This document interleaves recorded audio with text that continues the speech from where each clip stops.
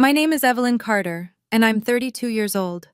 7 years ago, my family threw me out of their house in the middle of the night because my sister told them I tried to seduce her husband. They didn't ask for my side. They didn't check the facts. They just believed her. And within 24 hours, I lost everything: my home, my scholarship, my future, and every person I thought loved me. I spent the next 7 years surviving what they put me through: homelessness, attacks, nights so dark I wasn't sure I'd see morning. I rebuilt my life from nothing, and I did it without them. Now they've found me, not to apologize, though that came later when they had no choice. They found me because they're drowning in debt, about to lose their house, and they need money. My money. They want me to forget those 7 years and save them from the consequences of their own choices. Before I tell you what I said to them, please take a moment to like and subscribe, but only if you genuinely connect with this story. I'd love to know where you're watching from and what time it is there. Drop a comment below. Let me take you back to where it all started, the night that changed everything. Growing up, I was the responsible one. Straight A's, scholarships, science fairs. I checked every box my parents valued. Madison was 3 years younger, and she was the one everyone loved. Not because she achieved anything, but because she knew how to make people feel good about themselves. I didn't mind. I thought there was room for both of us.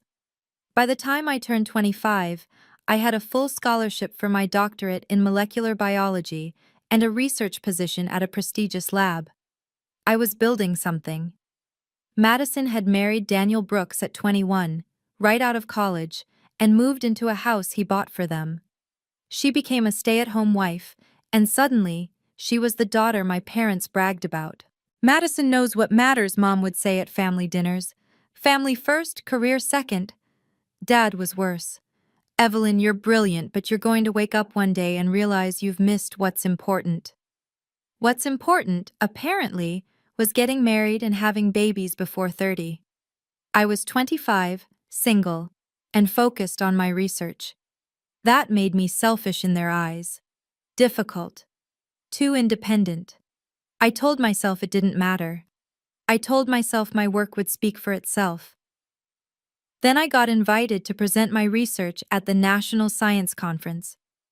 It was the biggest opportunity of my career, a chance to present in front of leading researchers, potential investors, people who could change my entire trajectory. I was so excited I could barely sleep. Madison came to dinner the night I got the invitation. I watched her face as Mom and Dad congratulated me, watched the way her smile tightened at the corners. I didn't understand it then. I thought she was happy for me. I didn't realize she was calculating how to take it all away. It was a Tuesday in March when my world ended. I was in my apartment, rehearsing my presentation for the 100th time, when my phone exploded with calls. Mom, Dad, my aunt, my uncle, all within 5 minutes. I answered Dad's call, and before I could say hello, he was yelling, "Get to the house, now!" "Dad, what's now, Evelyn?" I drove there with my heart hammering. When I walked in, the entire family was there: Mom, Dad, Madison, my aunt and uncle, even my cousin. Madison was sobbing on the couch, and the second she saw me, she pointed. "How could you?" she screamed. "How could you do that to me?" I stood there, frozen. "Do what?" "Don't play innocent," Dad said. His face was red, his jaw tight. Madison told us everything. Madison's voice shook as she spoke. "Last week, at the family barbecue, you wore that dress, that red dress, and you sat next to Daniel. You touched his arm. You leaned in close when you talked to him." I blinked. I was passing him the salad. "You were flirting with my husband!" Madison's voice went shrill. "He told me you made him uncomfortable. He said you kept finding excuses to be near him." My mouth fell open. "That's not—" I barely spoke to him. We talked about the weather for maybe 2 minutes. "Liar!" Madison lunged toward me, and my uncle had to hold her back. I turned to my parents. "This is insane. I didn't do anything." Mom wouldn't look at me. She just shook her head, tears streaming down her face. Dad stepped forward. "Your sister is in pain. Her marriage is in trouble because of you, and all you can do is make excuses. I'm not making excuses, I'm telling you the truth. Enough. Dad's voice was cold. You have 24 hours to get out of this house. I stared at him. What? You heard me. Pack your things and leave. I won't have you destroying this family. I tried to reason with them. I begged them to listen. Please, I said, my voice breaking. Just let me explain. I didn't do anything wrong. You're still lying, Madison said, wiping her eyes. Even now. I turned to my mother. Mom, you know me. You raised me. Do you really think I would do this? She finally looked at me, and what I saw in her eyes broke something inside me. Disappointment. Disgust. I don't know what to think anymore, she whispered. I asked for proof. I asked to see the security camera footage from the backyard where the barbecue happened. I asked them to call Daniel and have him tell them exactly what I supposedly did. Dad refused. I don't need a camera to tell me what my daughter is going through. But I'm your daughter too. Not anymore. His voice was flat. You have until tomorrow night. After that, I'm changing the locks. I looked around the room. My aunt avoided my eyes. My uncle studied the floor. My cousin, who I'd helped with her college applications just 6 months earlier, turned her back. Only Aunt Helen met my gaze. She opened her mouth like she wanted to say something, then closed it again. I left that house and went back to my apartment. I couldn't sleep. I kept thinking they'd call, that someone would realize this was insane, that cooler heads would prevail. No one called. The next morning, I went to campus to talk to my advisor. I needed to explain why I might miss some lab time while I sorted this out. But when I got there, my advisor's face was grim. Evelyn, we need to talk about your scholarship. My stomach dropped. What about it? Your father called the department head. He said there were concerns about your character. The committee is reviewing your funding. That's when I understood. My family wasn't just disowning me. They were destroying every path forward I had. Within a week, my scholarship was suspended pending investigation. My research position was terminated. The story my father told, vague enough to be damaging, specific enough to sound credible, spread through the department like poison. I had $800 in my bank account and a car that barely ran. I moved out of my apartment when I couldn't make rent. For 3 months, I slept in my car in different parking lots, moving every night so no one would notice. I showered at the gym until my membership expired, then at truck stops. I ate 1 meal a day, usually dollar menu items I could afford. I applied for jobs, dozens of them, but every application asked for references, and I had none. My family had been my entire world. My professors wouldn't return my calls. The few friends I'd had in grad school had heard the rumors and disappeared. I got a job washing dishes at a diner, then a night shift stocking shelves at a grocery store. I worked both, sleeping in my car between shifts, and still barely made enough to eat. The isolation was worse than the hunger. I'd go days without speaking to anyone beyond, "Can I help you?" and "That'll be $6." I started to forget what my own voice sounded like. I tried calling my mother once, 3 months in. She answered. I heard her breathing on the other end. "Mom?" I said. "It's me. I wanted you to know I'm okay. I didn't do what Madison said. I swear I didn't." Silence. "Mom, please. I'm sleeping in my car. I lost everything. Please just listen to me." She hung up. I sat in that car and cried until I couldn't breathe. Then I went to my shift at the grocery store because I didn't have any other choice. That's when I learned what it means to survive. Not live, just survive. Year 2 was worse. I'd finally saved enough to rent a room in a house with 5 other people. It wasn't much. A mattress on the floor, a shared bathroom, walls so thin I could hear every conversation. But it was shelter. I was working 3 part-time jobs by then: the diner, the grocery store, and weekend shifts cleaning office buildings. I was walking home from the late shift one night in November when I heard footsteps behind me. I walked faster. So did they. I didn't even see their faces. One of them grabbed my bag, and when I held on, the other one shoved me into the brick wall. My head cracked against it, and I tasted blood. "Let go," one of them said. I should have, but that bag had everything: my phone, my wallet, the $300 I'd saved for next month's rent. If I lost it, I'd be on the street again. I held tighter. One of them hit me. I fell, and they kicked me twice before ripping the bag from my hands. I heard them running, heard their laughter fading into the distance. I lay there on the sidewalk, bleeding, trying to remember how to breathe. That's when the car pulled up.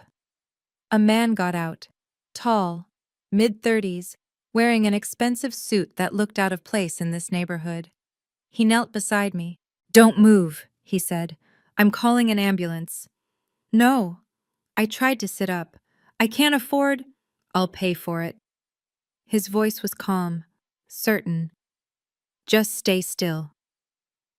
He called 911, then stayed with me until the ambulance arrived. At the hospital, he waited while they stitched the cut on my head and x-rayed my ribs. When the doctor left, he pulled a chair next to my bed. "I'm Frank Morrison," he said. "Tell me what happened to you." And for the first time in 2 years, someone actually listened. I told Frank everything. I don't know why, maybe because he was a stranger, or maybe because I was so tired of carrying it alone. I told him about Madison's lie, about my family throwing me out, about losing my scholarship and my research position. I told him about the car, the jobs, the 2 years of barely surviving. He listened without interrupting. When I finished, he was quiet for a long moment. "That's not right," he finally said. "None of that is right." I laughed, but it came out bitter. "Doesn't matter if it's right. It's done." "It matters." He leaned forward. "You said you were working on a doctorate before this happened. Molecular biology?" "Yeah, why?" "Because you're clearly intelligent, hardworking, and resilient as hell. Those are exactly the qualities I look for." I blinked at him. "Look for in what?" "Employees." He pulled out a business card and handed it to me. "I run an investment firm, Morrison Capital Group. We're always looking for talented people, and you're wasting your potential cleaning offices." I stared at the card. "I don't have a degree. I don't have references. I don't have anything." "You have 2 years of surviving something that would have broken most people. That's worth more than a resume." He stood up. "Think about it. When you're ready, call that number and ask for me. I'll make sure you get an interview." "Why would you do this?" He paused at the door. "Because someone helped me once when I had nothing. I'm just passing it forward." 3 days later, I called the number. A week after that, I interviewed for an administrative assistant position. 2 weeks later, I had the job. It paid $40,000 a year. To me, it felt like winning the lottery. If you've ever felt like no one believed in you, or if you've had to rebuild from nothing, I'd love to hear your story in the comments. What helped you keep going? And if this story is resonating with you, please hit that subscribe button. It helps me share these experiences with others who might need to hear them. Now, let me tell you what happened next. The first year at Morrison Capital, I worked harder than I'd ever worked in my life. I arrived early, stayed late, and volunteered for every project no one else wanted. I taught myself financial modeling, investment analysis, portfolio management, anything that would make me valuable. Frank noticed. 6 months in, he promoted me to junior analyst. A year after that, project manager. By year 3, I was leading client accounts worth millions. But more than the promotions, Frank gave me something I'd lost: the belief that I deserved success. He never pitied me. He pushed me, challenged me, expected excellence. When I made mistakes, he showed me how to fix them. When I succeeded, he made sure everyone knew. "You're not here because I felt sorry for you," he told me once. "You're here because you're good at this." Somewhere along the way, our relationship shifted. Late nights working on deals turned into dinners. Conversations about work turned into conversations about life. He told me about his own past, growing up poor, building his company from nothing, learning that success meant nothing without people to share it with. "I don't trust easily," he said one night over takeout in the office. "But I trust you." "Why?" I asked. Because you know what it's like to lose everything. People who've been broken and put themselves back together. They're the ones who understand what really matters. We started dating in year 4. He never rushed me, never pushed. He understood that trust was something I had to rebuild slowly, piece by piece. We got married in year 5. Small ceremony, just a handful of friends. I didn't invite my family. By then, I'd built a new life, and they weren't part of it. I'd learned to live without them. I thought I always would. 7 years after they threw me out, an email appeared in my inbox. The sender was my mother. The subject line was blank. I stared at it for 10 minutes before opening it. Evelyn, it read. This is Mom. I know you have every reason to be angry with us. I know we hurt you, but your father and I are in trouble, and we need to talk to you. Please, just once, we're still your parents. I read it 3 times. Then I showed it to Frank. What do you want to do? He asked. I don't know. My hands were shaking. 7 years, not a word. And now they need something. You don't owe them anything. I know. I closed my laptop. But I need to know what they want. I need to close this chapter. Frank squeezed my hand. Then we'll do it together. But on your terms, in a public place, and you don't have to give them anything. I arranged to meet them at a coffee shop downtown. Neutral ground, witnesses. They arrived 10 minutes late. My father looked older, grayer, thinner, with lines around his eyes I didn't remember. My mother had aged too, her hair more white than brown now. They sat down across from me. Neither of them smiled. Evelyn, Dad said, thank you for meeting us. I didn't respond. I just waited. Mom reached across the table like she wanted to touch my hand, then thought better of it. You look well. What do you want? I kept my voice level. Dad cleared his throat. We're in financial trouble. I made some bad investments. We're going to lose the house. I see. We need help, Mom said quietly. We need money. I looked at them both. And you thought I would give it to you? Dad's jaw tightened. You're our daughter. No, I said. I stopped being your daughter 7 years ago. You made that very clear. We made a mistake, Mom said, her voice breaking. We know that now. A mistake. I let the word hang there. You threw me out based on a lie. You destroyed my scholarship, my career, my entire future. You didn't ask questions, you didn't investigate.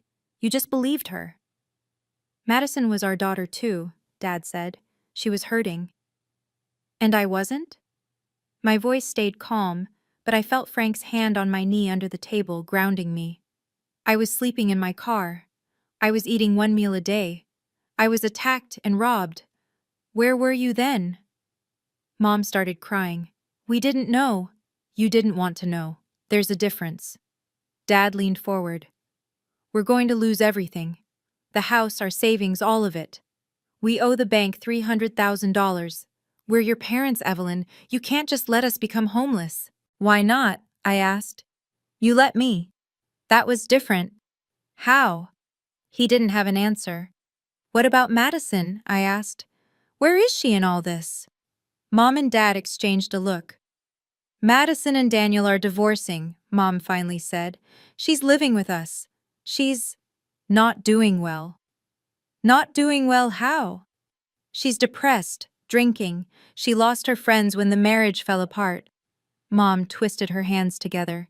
She made mistakes, Evelyn. She knows that. But she's still your sister. No, I said quietly. She's the person who destroyed my life because she was jealous. Those are not the same thing.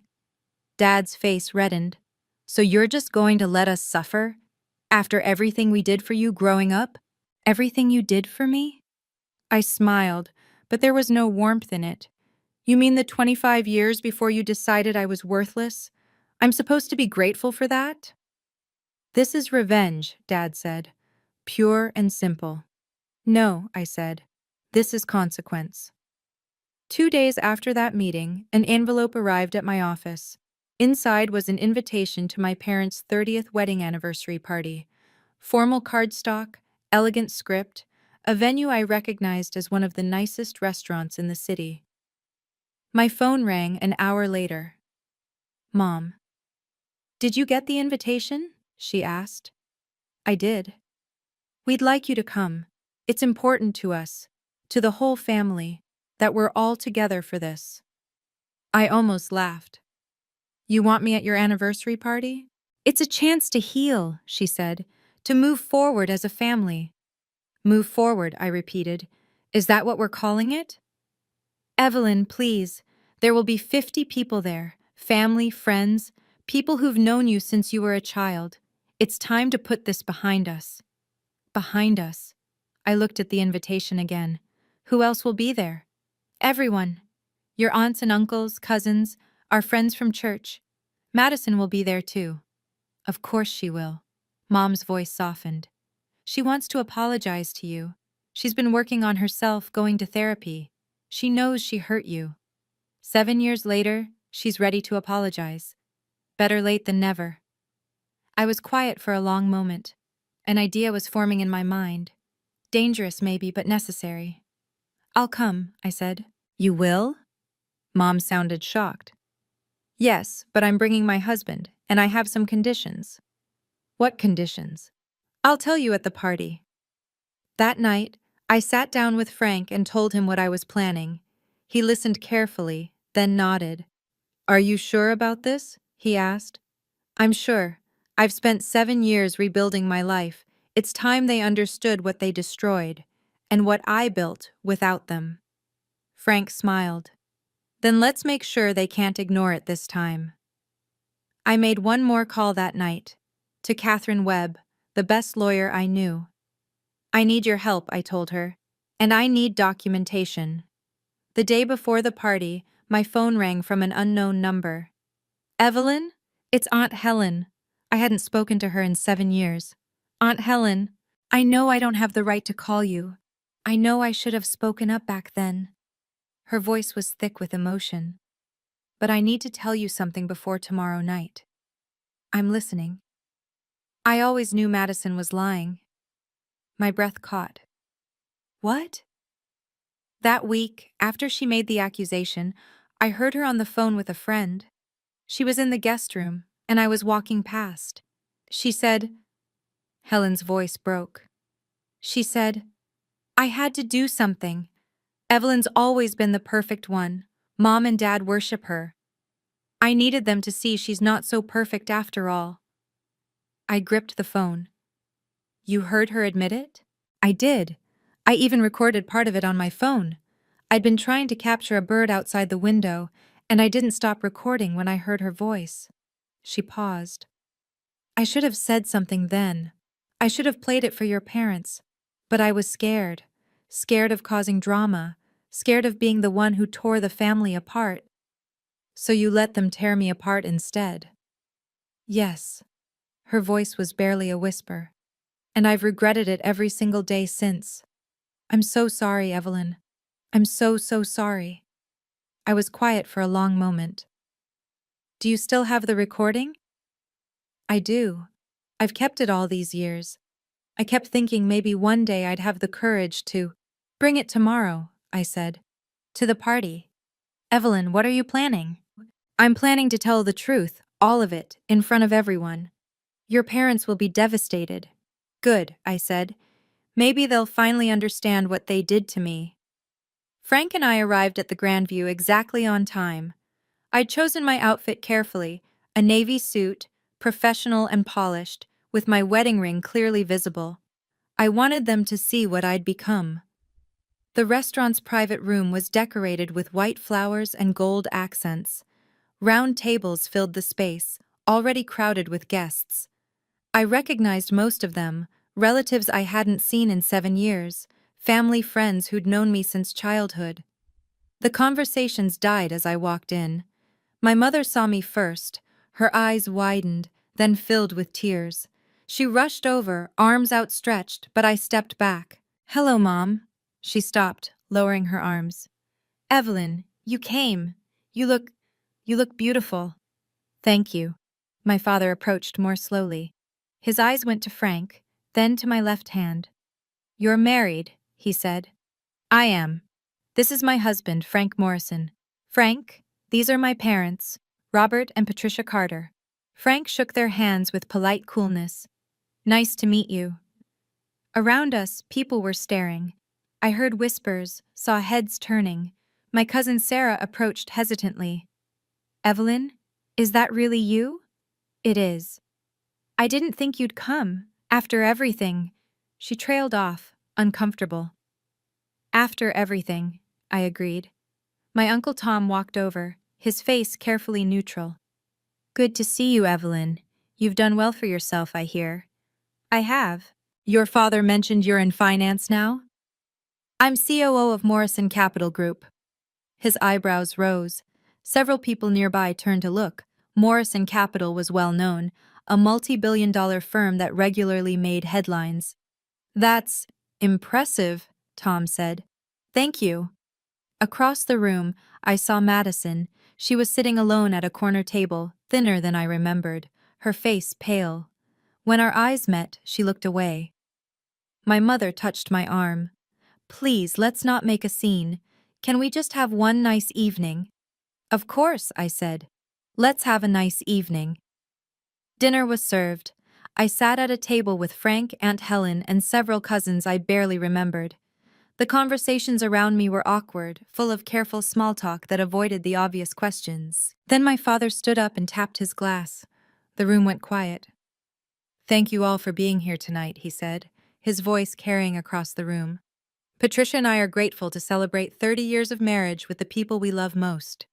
Polite applause. Marriage isn't easy, he continued. It requires forgiveness, understanding, and the willingness to work through difficult times. Family requires the same things. He looked directly at me. We're especially grateful that our daughter Evelyn could join us tonight after many years of distance. Family is everything, and we're glad to have our family whole again. More applause. People were looking at me, smiling, as if this were a heartwarming reunion. My father wasn't done. These past few years have been challenging for Patricia and me. We've faced financial difficulties, and we've learned who our real family is. We've learned that when times are hard, family steps up to help each other.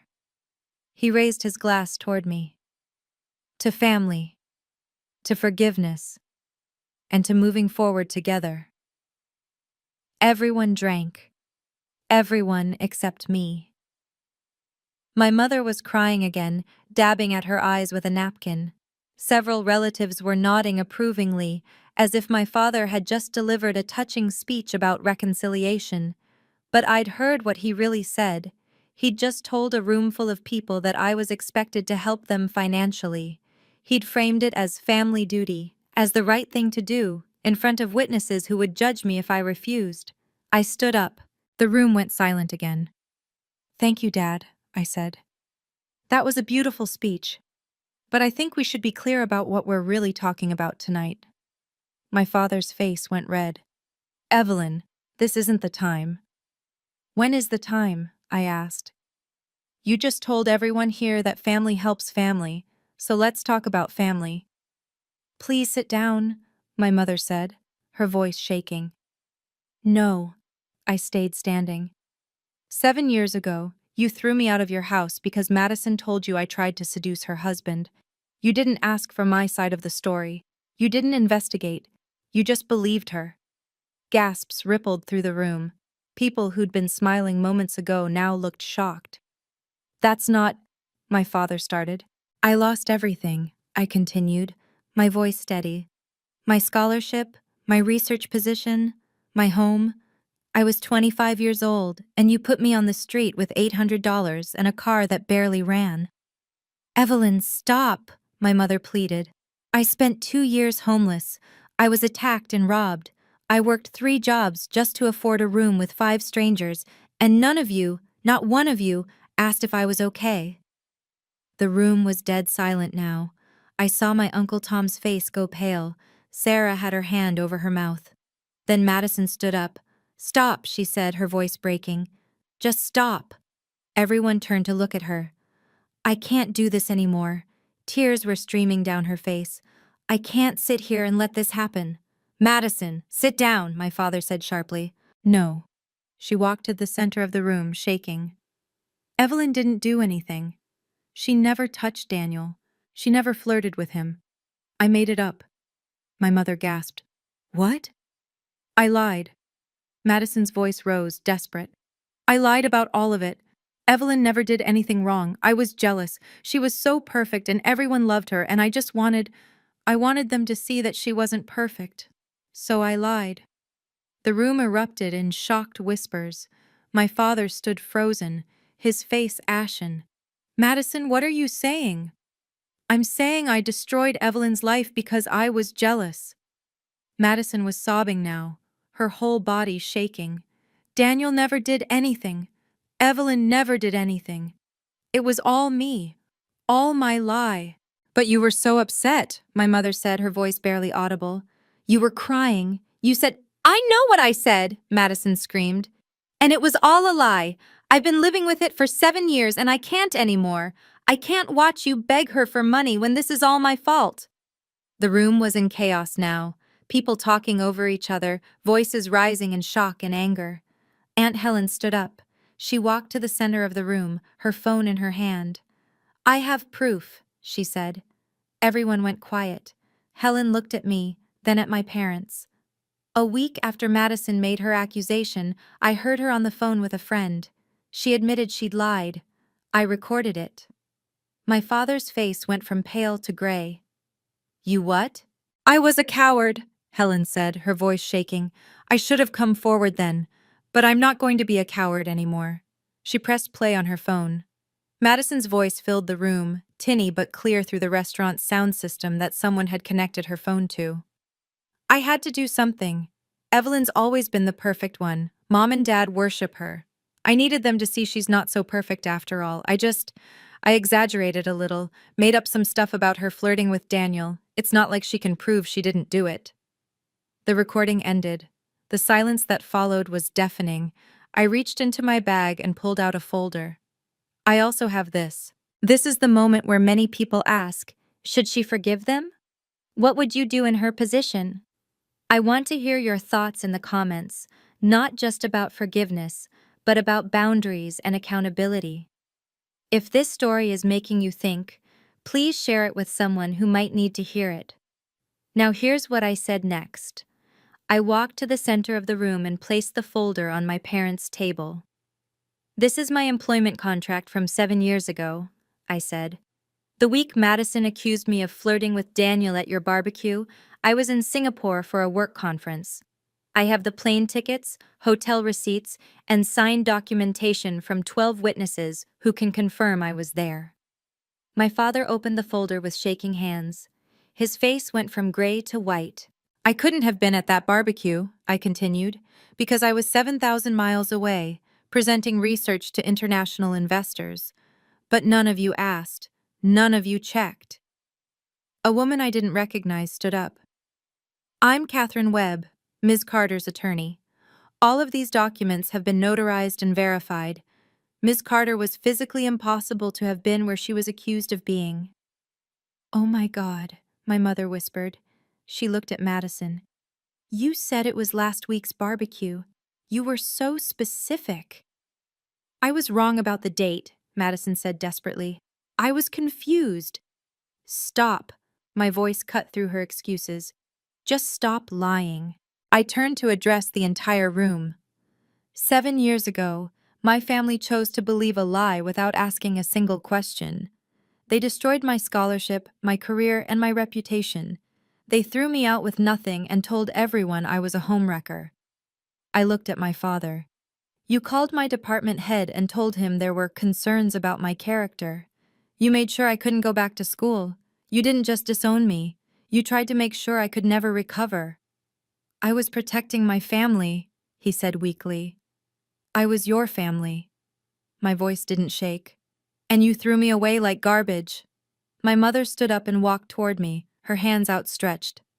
Evelyn, honey, I'm so sorry. I didn't know. We didn't know. You didn't know because you didn't ask. I didn't move away from her, but I didn't move toward her either. You chose to believe the worst of me without a single piece of evidence. We were wrong. She was crying openly now. We were so wrong. Please, you have to forgive us. I don't have to do anything. My father approached, his face crumbling. Evelyn, I made a terrible mistake. I should have listened to you. I should have investigated. I was trying to protect Madison, and You were trying to protect your image, I said. You were worried about what people would think if your daughter was sleeping with her sister's husband. You didn't care about the truth. You cared about appearances. That's not fair, isn't it? I looked around the room. You're doing the same thing now. You invited me here in front of all these people and had Dad make that speech about family helping family. You were trying to pressure me into giving you money by making it a public expectation. My mother's face flushed. We just thought, You thought I'd be too embarrassed to say no in front of everyone. I shook my head. You haven't changed at all. Madison stumbled forward. Evelyn, please. I know I can never make this right. I destroyed your life. I took everything from you. But I'm begging you. Begging me for what? I asked. Forgiveness? Money? Both? I just want you to know I'm sorry. She fell to her knees. I'm so sorry. I'll do anything. I looked down at her. You can't give me back 7 years. You can't give me back my doctorate, my research, the life I should have had. Your apology doesn't fix any of that. My father's voice hardened. So you're just going to let us lose everything? We're about to be homeless, Evelyn. You can help us, and you're choosing not to. You let me be homeless, I said quietly. For 2 years. No one asked if I had food. No one asked if I was safe. No one cared. We didn't know. You could have known. You could have called. You could have checked. You chose not to. But we're your parents. My mother's voice broke. We raised you. We fed you, clothed you, paid for your education. For 25 years, I interrupted. And then you decided none of that mattered anymore. You decided I was worthless based on a lie you didn't bother to verify. My father stepped closer. You're really going to stand there and watch us lose our home? Yes. The single word fell like a stone into the silence. You're cruel, he said. You're vindictive and cruel. No, I said. I'm setting boundaries. There's a difference. I pulled out a piece of paper from my bag and placed it on the table. This is a list of social services, housing assistance programs, and financial counseling organizations. They can help you navigate bankruptcy and find affordable housing. My mother stared at the paper. You're giving us a list? I'm giving you resources, the same resources I had to find on my own when I was sleeping in my car. This is revenge, my father spat. This is accountability. I kept my voice level. You made choices. You chose to believe a lie. You chose to throw me out. You chose to destroy my career. Those were your choices, and these are the consequences. We're your family. You stopped being my family 7 years ago. I picked up my bag. You don't get to decide your family again just because you need something. Frank stood up and placed his hand on my shoulder. I think my wife has made herself clear, he said, his voice calm but firm. My Uncle Tom stood up. Now wait just a minute. You can't seriously expect— I expect nothing, Frank said. But since we're all here, let me make something very clear. 7 years ago, you all stood by and watched a 25-year-old woman get thrown out of her family for something she didn't do. Not one of you asked questions. Not one of you offered help. He looked around the room. My wife survived 2 years of homelessness. She was attacked. She was robbed. She worked 3 jobs just to afford a room in a house with strangers. And now that she's successful, now that she's built a life, you want her to hand over her money to fix problems she didn't create. She's family, my aunt said weakly. Family protects each other, Frank replied. Family asks questions before passing judgment. Family doesn't abandon someone based on a lie. He paused. You weren't family to her when she needed you. You don't get to be family now that you need her. My father's face was purple with rage. Who the hell do you think you are? I'm the person who found her bleeding on a sidewalk after she'd been robbed. I'm the person who gave her a chance when no one else would. I'm the person who saw her worth when her own family couldn't. Frank's voice was steel. And I'm the person who will make sure she never doubts her worth again. My mother turned to me, desperate. Evelyn, please. We're sorry. We'll do anything. Just please don't let us lose our home. You didn't just let me lose my home, I said. You made sure I had nowhere to go. You called my school, you spread rumors, you tried to destroy any chance I had of rebuilding. We made a mistake. No, I said. You made a choice. I turned to face the entire room. Most people wouldn't meet my eyes. Some looked ashamed. Others looked angry. I want everyone here to understand something, I said. I'm not doing this out of hatred. I'm not trying to hurt anyone. I'm simply refusing to save people from the consequences of their own choices. I looked at my parents. You chose to believe Madison without evidence. That was your choice. You chose to throw me out without asking questions. That was your choice. You chose to try to destroy my career. That was your choice. My father started to speak, but I held up my hand. And Dad, you chose to make bad investments. You chose to risk your retirement and your home. Those were your choices too. I'm not responsible for any of them. But we're family, my mother whispered. If you want a relationship with me in the future, here are my terms. I kept my voice steady. You handle your financial problems yourselves. You go to therapy, both individual and family. You learn to ask questions before making judgments. And you respect my boundaries. What does that mean? My father asked. It means I'm not your retirement plan. I'm not your safety net. I'm not the solution to problems you created. I paused. I'm willing to have a relationship with you someday. But it will be on my terms, not yours. And it will take time. Years, probably. Years? My mother looked stricken. 7 years, I said. The same amount of time you let me suffer before you cared enough to reach out. I turned to Madison. She was still on her knees, tears streaming down her face. As for you, I said, I don't hate you. But I don't forgive you either. What you did was unforgivable. You destroyed my life because you were jealous. Madison looked up at me, her face blotchy and swollen. I know. I know I don't deserve forgiveness. I don't deserve anything from you. You're right. You don't. I pulled another piece of paper from my bag. But I'm not going to be the person who destroys you the way you destroyed me. I handed her the paper. This is the name and number of a therapist who specializes in addiction and family trauma. I've paid for your first 3 sessions. Madison stared at the paper, then at me. Why would you do that? Because I'm not you. I crouched down so we were eye level. You ruined my life because you were weak and jealous. I'm not going to ruin yours because I'm strong enough not to. I don't understand. You need help, Madison. Real help. Not money, not someone to bail you out, but actual therapy to figure out why you did what you did. I stood back up. Whether you use it or not is up to you, but I've given you a chance. What you do with it is your choice. I am so sorry, she sobbed. I know you are, but sorry doesn't fix what you broke. I looked at her for a long moment. You have to fix yourself, and you have to do it without me. I walked back to Frank. Around us, the room was still silent. People were staring, some with their mouths open, others with tears in their eyes. My cousin Sarah stood up.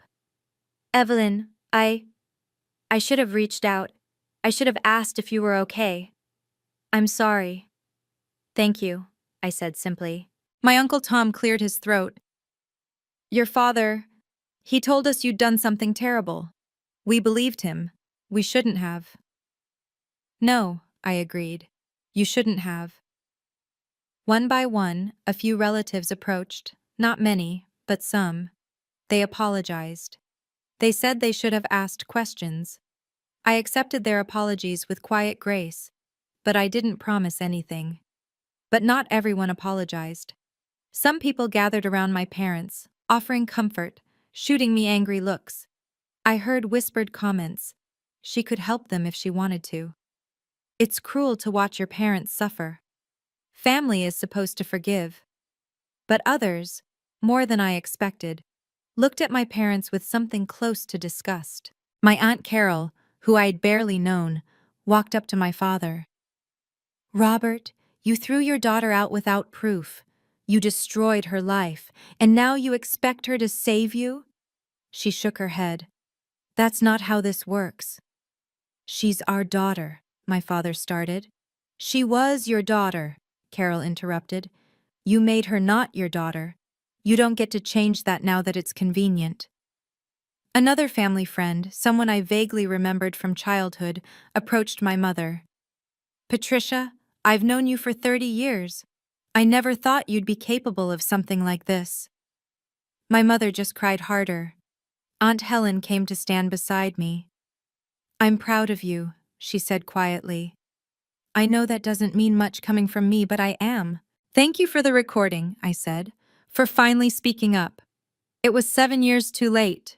"Yes," I agreed, "but better late than never." She hugged me, and I let her.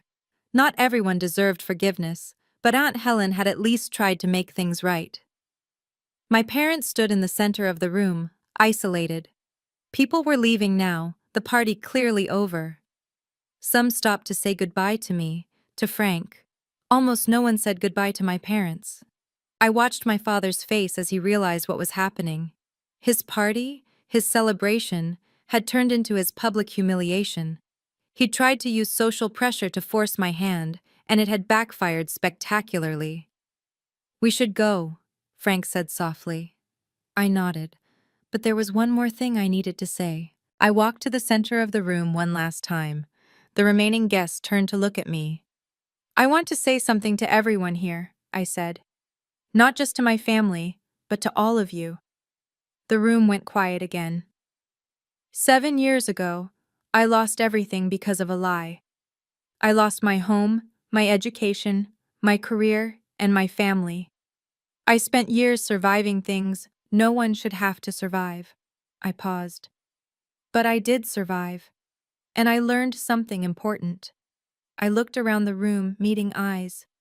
I learned that my worth isn't determined by whether people believe me.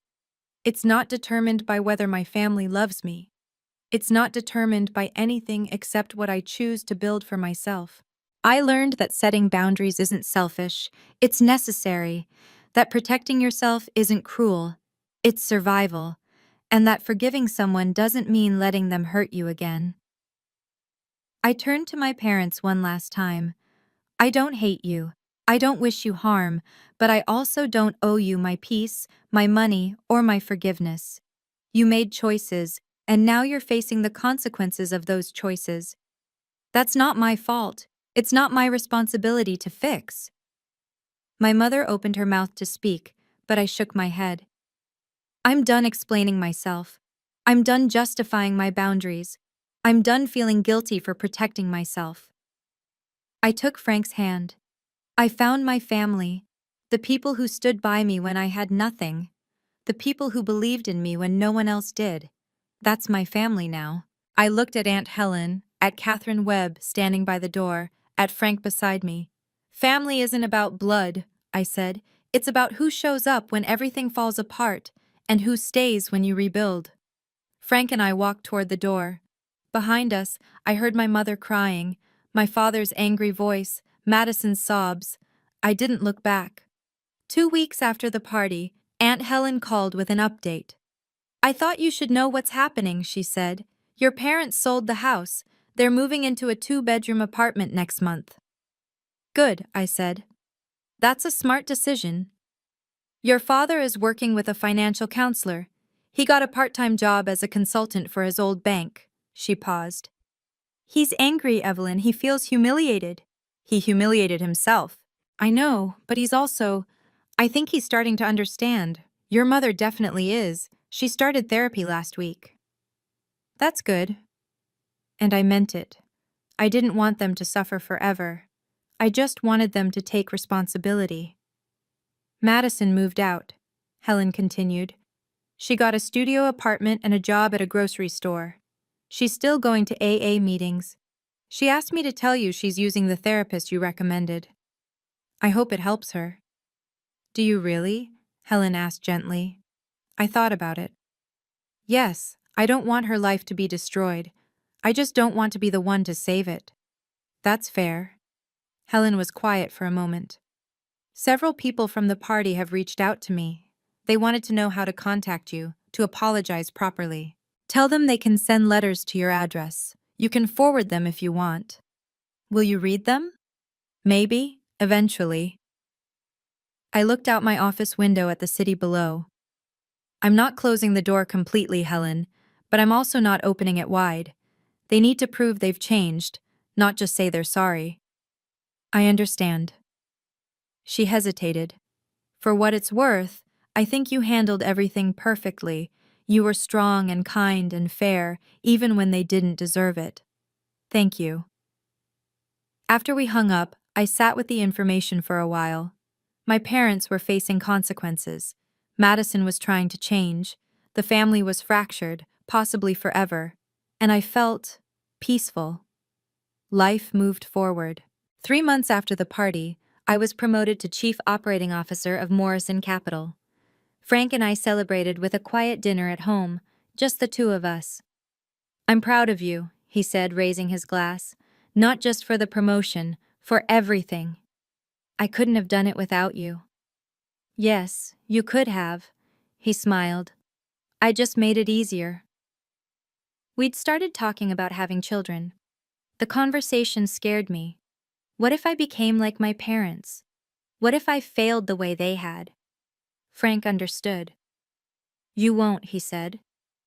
Because you know what it feels like to not be believed. You know what it feels like to be abandoned. You'll do everything in your power to make sure our children never feel that way. How do you know? Because that's who you are. I'd also started a new project, a scholarship fund for young people who'd been disowned by their families. I called it the Second Chance Foundation. We provided not just money for education, but also housing assistance, therapy, and job placement services. I don't want anyone to go through what I went through, I told the board at our first meeting. And if they do, I want them to have support I didn't have. The foundation launched with $1 million donation from Morrison Capital. Within 6 months, we'd helped 15 people get back into school and find stable housing. One of them, a 19-year-old named Sophie, sent me a letter. You gave me hope when I thought I had none. Thank you for showing me that being disowned isn't the end of my story. I kept that letter in my desk drawer. On hard days, I'd read it and remember why all of this mattered. I'd turned my pain into purpose. I'd built something good from something terrible. That felt like the best kind of justice. 6 months after the party, a letter arrived at my office. Handwritten, on simple stationery. From my mother. I stared at it for a long time before opening it. Dear Evelyn, it read, I'm not writing to ask for anything. I'm writing because I need you to know that I'm trying to change. I've been in therapy for 6 months now. Dr. Richards has helped me understand how deeply I failed you. I kept reading. I've learned that I was more concerned with appearances than with truth. I was more worried about what people would think than about protecting my daughter. I chose comfort over courage, and I will regret that for the rest of my life. Your father is changing too, though more slowly. He's working, paying down our debt. He's angry, but underneath the anger, I think he's ashamed. He should be. I'm not asking you to forgive me. I don't deserve that. But I want you to know that I'm working on becoming the mother I should have been 7 years ago. Even if it's too late for us, I want to be better. Madison is doing better. She's been sober for 4 months. She got a promotion at work. She talks about you sometimes, about how you gave her a chance when you didn't have to. She's trying to become someone worthy of that gift. I don't know if you'll ever want a relationship with me again. I understand if you don't. But if you ever do, I'll be here. And I'll listen this time. Really listen. The letter ended with, I love you. I always have. I just didn't show it when it mattered most. Mom. I folded the letter and put it in my desk drawer next to Sophie's letter. I wasn't ready to respond. Maybe I never would be. But I also didn't throw it away. Looking back on those 7 years, I realize I learned lessons I never wanted to learn. I learned that family isn't always safe, that the people who are supposed to protect you can be the ones who hurt you most. And that's not your fault. I learned that setting boundaries doesn't make you a bad person. It makes you someone who understands that you can't set yourself on fire to keep others warm. I learned that forgiveness is a choice, not an obligation. Some people will tell you that you have to forgive to move on. They're wrong. You can heal without forgiving. You can find peace without reconciliation. I learned that you don't have to save people who won't save themselves. My parents made their choices. Madison made hers. Those consequences belong to them, not to me. Most importantly, I learned that my worth isn't determined by whether people believe me, love me, or value me. It's determined by how I see myself and what I choose to build. I built a life I'm proud of, a career that challenges me, a marriage that supports me, a foundation that helps others who've been where I was. I did all of that without my family's help, without their approval, without their belief in me. And that's the greatest victory of all. Not that I won, but that I survived.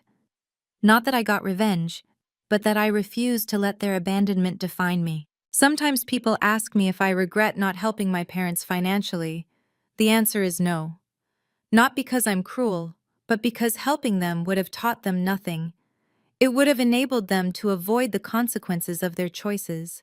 It would have told them that they could treat people terribly and still expect to be rescued. I don't regret my boundaries. I regret that they were necessary in the first place. Last month, Frank and I hosted a dinner party at our house. Not a big event, just the people who matter most. Catherine Webb was there, telling stories about her latest case. Aunt Helen brought homemade pie. A few colleagues from Morrison Capital came, people who'd become genuine friends over the years. Sophie, the scholarship recipient who'd written me that letter, was there too. She'd just finished her first year of college with a 4.0 GPA. She was studying social work, she told me, because she wanted to help people the way I'd helped her. You gave me more than money, she said. You gave me proof that I could rebuild. You did the rebuilding, I told her. I just opened a door. Frank stood up to make a toast. To family, he said. Not the family you're born into, but the family you choose. The people who show up when things are hard. The people who believe in you when you don't believe in yourself. The people who stay. Everyone raised their glasses. I looked around the table at these faces, people who'd seen me at my worst and loved me anyway. People who'd never asked me to prove I was worth their time. This was my family now. After dinner, Frank found me on the back porch, looking at the stars. You okay? He asked. Yeah. I leaned into him. I was just thinking about how different my life is now from what I thought it would be. Better or worse? Different, I said. I lost the family I was born into, but I found the family I needed. He kissed the top of my head. They lost you. That's their tragedy, not yours. I know. And I did. Finally, after 7 years, I really knew. I wasn't the one who should feel guilty. They were, and that knowledge set me free. Last week, I spoke at a university about the Second Chance Foundation. The auditorium was packed with students, many of them dealing with their own family struggles. How did you get through it? One student asked. When you had nothing, when everyone abandoned you, how did you keep going? I thought about it carefully. I didn't do it alone, I said. And I didn't do it by pretending it didn't hurt. I survived by letting myself feel the pain, then choosing to build something anyway. Another student raised her hand. Do you regret not helping your family? No, because helping them would have meant teaching them that actions don't have consequences, that they could destroy someone and still expect to be rescued. I paused. Real help isn't doing things for people. Real help is supporting them while they do the hard work themselves. What if they never change? Someone asked. Then they don't. And that's sad, but it's not my responsibility to fix. I looked around the room. You're not responsible for saving people who won't save themselves. You're not responsible for managing other people's emotions. You're only responsible for your own healing and your own growth. After the talk, several students approached me. They shared their stories, parents who'd disowned them for being gay, families who'd cut them off for choosing different careers, siblings who'd betrayed them. Each story was different, but the pain was the same. You're going to be okay, I told each of them. It doesn't feel like it now, but you will. You'll build a life you're proud of. You'll find people who value you, and one day, you'll look back and realize that losing people who didn't appreciate you made room for people who do. I believed it because I'd lived it. The family that abandoned me taught me what I didn't want to be. The family I built taught me what I could become. If you're watching this and you're in a similar situation, if you've been abandoned by family, blamed for things you didn't do, or pressured to forgive people who hurt you, I want you to hear this. You don't owe anyone an apology for protecting yourself. You're not selfish for setting boundaries. You don't have to save people who chose not to save you. My family made their choice 7 years ago. They chose to believe a lie over their daughter. They chose appearances over truth. They chose comfort over courage. Those were their choices, not mine. I made my own choices. I chose to survive. I chose to rebuild. I chose to create a life worth living, even when they tried to make sure I couldn't. And when they came back, desperate and broke, asking me to forget everything and rescue them, I chose myself. Not because I'm cruel, not because I wanted revenge, but because I learned that I'm not responsible for the consequences of other people's choices. They wanted me to set myself on fire to keep them warm. I refused. That's not heartless. That's self-preservation. 7 years ago, my family destroyed my life because my sister was jealous. Today, they're facing the consequences of that choice. I didn't cause those consequences. I'm just not preventing them. There's a difference between punishment and accountability. I'm not punishing them. I'm simply refusing to shield them from the results of their own actions, and I'm not sorry for that. I built a beautiful life from the ashes of the one they burned down. I found love, success, purpose, and peace. I found a family that values me. They could have been part of that. They chose not to be. That was their choice. This is mine. Thank you for listening to my story. If it resonated with you, I'd love to hear your thoughts in the comments. Have you ever had to set boundaries with family? How did you navigate that? I have 2 questions for you. Option A. Should people always forgive family, no matter what? Option B. Is it okay to prioritize your own healing over family reconciliation? Leave your answer, A or B, in the comments, and tell me why. If this story helped you in any way, please share it with someone who might need to hear it. And don't forget to subscribe for more stories about resilience, boundaries, and finding your own path. Thank you for being here.